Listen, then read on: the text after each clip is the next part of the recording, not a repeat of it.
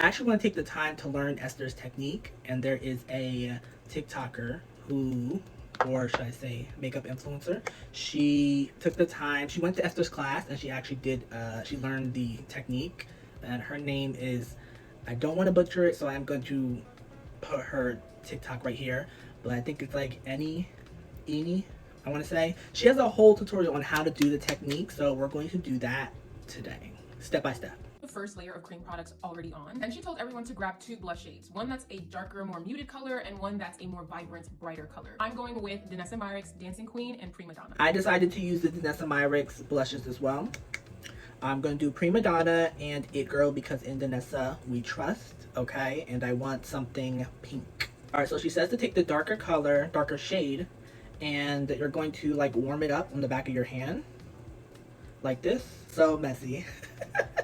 And then take a fluffy brush and start on the apples of the cheek. Where the brush was coated, she took a little bit and tapped it on, starting from the apple of the cheek. As she moved back and forth, she said that she didn't like to go further than where your brow ended. One thing I also noticed were that the tapping motions were really light, but she also did like to layer up. Don't be afraid to do that. I'm gonna go back on the back of my hands and go in with a little bit more. I feel like the key is if you think you've put on enough, you haven't. It's already starting to look really beautiful. All right, so she said to pick up a concealer and you're gonna go in the inner corner of your eye.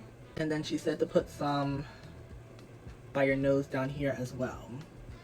Now, I will say, I am a fan of underpainting, so I did underpaint underneath my foundation with concealer.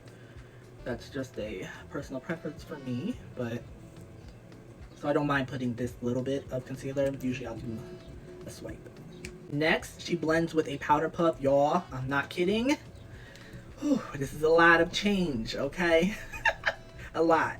Concealer and go back in on our face to clean it up. The inner corner and in this area around our nose. That's it. Say goodbye to your makeup sponge and your concealer brush because you do not need them for this step. And that's because she blends the concealer out with a powder puff. Right in there under eye. We asked her what is her most life-changing makeup tip, technique, hack. It was using the powder puff to blend the cream product. I mean, it's very, very smooth. I'm not gonna lie. I wonder if the powder puff like maybe absorbs a little bit of like what you don't need.